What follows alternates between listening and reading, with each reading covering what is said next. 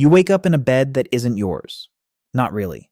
The sheets cost more than your old car payment. Downstairs, someone you've never met is already making breakfast, and they know exactly how you like your eggs. Your phone buzzes. It's not a text. It's a calendar invite for something called a family finance briefing, and you're the only name on it you don't recognize. 12 hours ago, you were just in love. Now you're something else, a stakeholder. And if you want more stories about people who got everything they wished for and immediately regretted it, subscribe. We've got a whole shelf of cautionary tales with your name on them. Let's call her Mara, 29, a graphic designer from a mid-sized city, the kind of person who split rent 3 ways and budgeted for happy hour. She meets Daniel at a mutual friend's barbecue. He's easy to talk to, wears the same 3 t-shirts on rotation, drives a car with a check engine light that's been on for a year. She doesn't find out until month 4 that his last name sits on the side of a logistics company worth 11 figures. By the time they marry, 18 months later, Mara has gone from splitting a 2-bedroom apartment to holding a set of keys she's afraid to lose. Nobody warns you what happens the day after the wedding. Nobody tells you the money doesn't feel like a gift. It feels like gravity, pulling everything in a new direction, whether you're ready or not. The first morning, the wedding ends, the confetti gets swept up. And the very next morning, before Mara has even had coffee, a woman named Renata is standing in her kitchen with a leather folder. Renata is the family's estate manager, and she does not do small talk. She lays out 4 documents on the marble island and says, gently but firmly, that these need signatures by Friday. Mara reads the words post-nuptial agreement and feels her stomach drop because nobody told her a document like this existed, let alone that it would be waiting for her 48 hours into the marriage. Daniel isn't in the room. He's out, which Mara will learn is a word that means something different in this family. It means handled by someone else, discussed somewhere she wasn't invited. She calls him. He apologizes, says it's just protocol, says his parents insisted on it for every spouse who's ever joined the family, going back 3 generations. He says it like it's normal. He says it like it isn't a punch to the gut. Mara signs nothing that day. She takes the folder, drives to her mother's apartment across town, and sits at the same kitchen table she grew up doing homework at. Her mother reads 2 pages and goes quiet. This isn't a marriage document, she says. This is a liability document. And that's the moment Mara realizes the fairy tale came with fine print nobody read out loud. The money talk nobody warns you about. Here's the thing about marrying into serious money. The money was never actually yours, and everyone in the family knows the exact boundary lines even when you don't. Mara finds this out slowly, in small humiliations. She tries to use a family credit card to buy a birthday gift for her sister. The card gets declined, not because there's no money, but because purchases outside a pre-approved category trigger a manual review from an accountant she's never met, a man named Philip, who works exclusively for Daniel's parents. She brings it up at dinner. Daniel's mother, Constance, smiles the kind of smile that has ended careers in boardrooms, and explains that the system exists to protect everyone, which Mara quickly understands is a phrase used only when the system is protecting Constance. There is a monthly allowance. It is generous by any normal measure, 4 times what Mara used to earn in a month. But it is also tracked, itemized, and reviewed, and Mara starts to feel less like a wife and more like an employee with excellent benefits and 0 autonomy. The hardest part isn't the money itself. It's that Daniel doesn't see the walls because he's lived inside them his whole life. To him, calling Philip before a $5,000 purchase is just Tuesday. To Mara, it's a stranger auditing her taste, her judgment, her right to spend money she is legally married into. She starts keeping a small folder of her own, not documents, just receipts, screenshots, proof that she still exists as someone who makes decisions. She doesn't know yet that she'll need that folder for something much bigger down the road. The family you married into. Constance runs the family the way other people run companies, with quarterly reviews and clear hierarchies, except the product is loyalty and the currency is approval. Mara learns there's an actual seating chart for holidays, updated by an assistant, based on current standing, a phrase nobody defines but everyone understands. She learns that Daniel's older brother's wife, a former attorney named Priya, spent 6 years working her way from the far end of the table to a seat 2 down from Constance, only to lose 3 spots after a business dispute between her husband and his father. Mara watches this dynamic with growing dread because it tells her something crucial. Love doesn't buy you a permanent seat. Performance does. She starts noticing the small tests. A comment about her clothes at a gala, delivered with a compliment wrapped around a correction.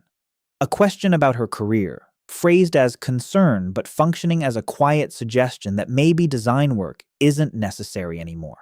A birthday gift for Daniel's father that gets returned because it wasn't the right brand, with a card attached explaining kindly what brand would have been correct. 6 months in, Mara realizes she has become fluent in a language she never agreed to learn. The language of subtle status, unspoken rules, and smiles that mean the opposite of what they show. She also realizes something else, something that keeps her up at night. Daniel speaks this language too, so fluently he doesn't even notice he's speaking it.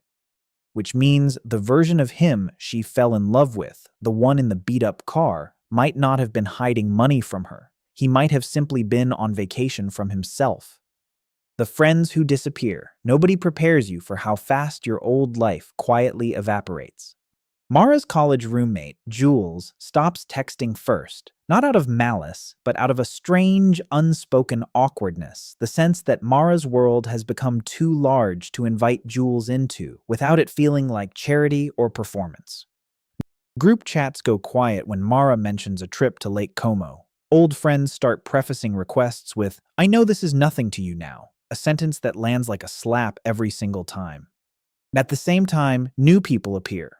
Fast, friendly, and suspiciously well-informed about Mara's schedule. A woman from Daniel's country club invites her to lunch within a week of the wedding announcement and somehow already knows Mara's favorite restaurant. A friend of the family reaches out about a charity board seat, mentioning, almost as an aside, that a six-figure annual donation is customary for board members. Mara starts to understand that in this world, friendship and access are sometimes the same transaction wearing different clothes. She finds herself lonelier at galas full of 500 people than she ever was eating cereal alone in her old studio apartment. That loneliness becomes its own quiet crisis, one she doesn't tell Daniel about for months because she's not sure he'd understand it. He's never lived on the other side of that particular wall. And by the time she does tell him, something has already shifted between them, a distance neither of them planned for, built one skipped conversation at a time. The rules you didn't know existed.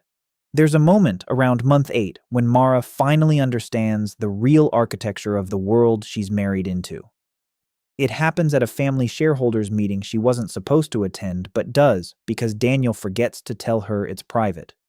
She sits in the back of a glass conference room and watches Constance, Daniel's father Warren, and 4 lawyers discuss a restructuring plan that will shift assets in a way designed explicitly to limit what any future divorce could touch. Nobody in that room says Mara's name, but everyone in that room is thinking about her, and about Priya, and about every spouse who has ever sat 2 seats too far from the head of the table. Mara realizes, watching this meeting unfold in real time, that the post-nuptial agreement wasn't an insult specific to her. It's a machine that runs on every marriage that enters this family, a machine built long before she showed up and one that will keep running long after.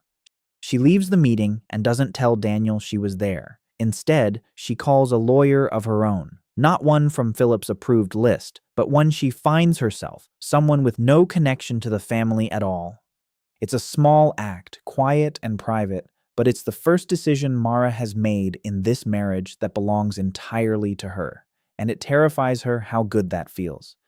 The day it almost broke. Everything comes to a head on a Tuesday that starts like any other.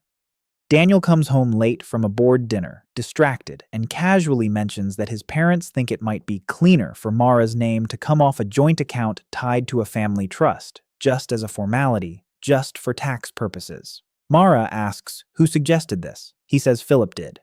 She asks if he pushed back. He says he didn't see the harm. That's the sentence that breaks something loose in her. Not the account, not the money, but the fact that 8 months into this marriage, Daniel still automatically sides with the system he grew up inside, even when it quietly erases his wife. They fight for the first time, really fight, voices raised in a kitchen the size of Mara's childhood apartment. She tells him she didn't marry a company. He tells her she doesn't understand what it took to build what his family built. Neither of them is entirely wrong, and that's what makes it hurt so much. She almost leaves that night, packs a bag, sits in the driveway with the engine running, staring at a house that will never quite feel like hers, no matter how many rooms it has. But she doesn't drive away. Instead, she goes back inside and says one sentence that changes the rest of their marriage. "I'll stay in this family, but I won't disappear inside it." Daniel doesn't have a script for that sentence. Nobody ever taught him how to answer it, so for the first time, he just listens. Here's the truth this story is really about. Money doesn't change people. It reveals the systems they were already standing inside. Mara didn't marry a bad person. She married a good person who had spent 31 years inside a machine built to protect wealth at the expense of individual identity, and he simply hadn't noticed the machine because it had always protected him too. The overnight change isn't the house or the allowance or the seating chart. It's the sudden, blinding realization that love and power are not the same currency, and you cannot spend one to buy the other. So if you're picturing the fantasy, the mansion, the credit card with no limit, the private jet to Lake Como, remember that somewhere behind every one of those things is a folder of documents, a hierarchy of approval, and a person deciding every single day whether they're still allowed to be themselves. Mara stayed, not because she conquered the system, but because she learned to survive inside it without losing her own name in the process. That's the part nobody puts in the wedding toast. 2 years later, Mara still keeps that folder of receipts in a drawer nobody else knows about. Not because she needs it anymore, but because it reminds her who she was before the marble countertops. She and Daniel are still married, still working out where the family ends and their own life begins, a negotiation that never fully finishes. If there's a moral here, it's that marrying rich doesn't buy you a new personality. It just puts your old one under a much brighter, much more expensive light. If you want more stories about people who got the fairy tale and had to read the fine print the hard way, subscribe. Because apparently, Happily Ever After comes with a 50-page contract, and someone has to read it out loud for you.